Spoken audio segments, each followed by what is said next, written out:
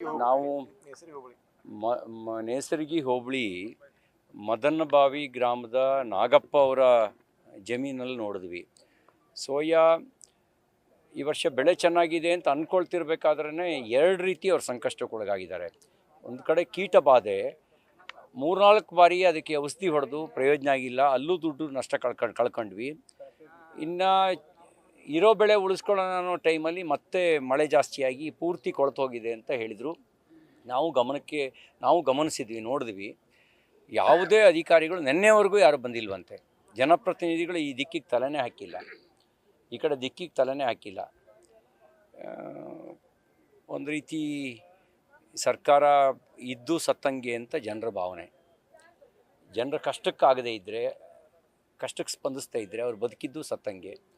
ನೋಡಿ, ಈಗಾಗಲೇ ರೈತರ ಆತ್ಮಹತ್ಯೆಯಲ್ಲಿ ಕರ್ನಾಟಕ 2ನೇ ಸ್ಥಾನದಲ್ಲಿದೆ.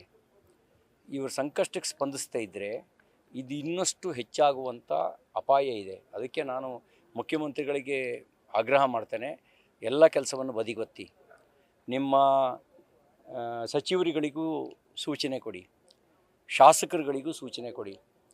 ಅವರು ರೈತರ ಸಂಕಷ್ಟ ಕೇಳಲಿ, ಅವರಿಗೆ ಪರಿಹಾರ ಕೊಡಿ, ಅವರಿಗೆ ತಕ್ಷಣದ ಪರಿಹಾರ ಬಿಡುಗಡೆ ಮಾಡಿ. ನಿಮಗೆ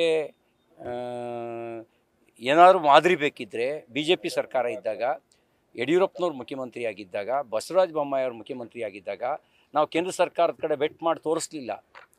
ನಾವು ರಾಜ್ಯದ ಖಜಾನೆಯಿಂದ ರೈತರ ಕಷ್ಟಕ್ಕೆ ನೆರವಾದ್ವಿ.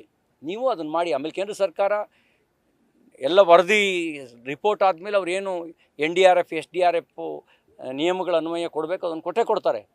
ನೀವು ತಕ್ಷಣ ಪರಿಹಾರ ಬಿಡುಗಡೆ ಮಾಡಿ ಅಂತ ನಾನು ಆಗ್ರಹಿಸ್ತೇನೆ.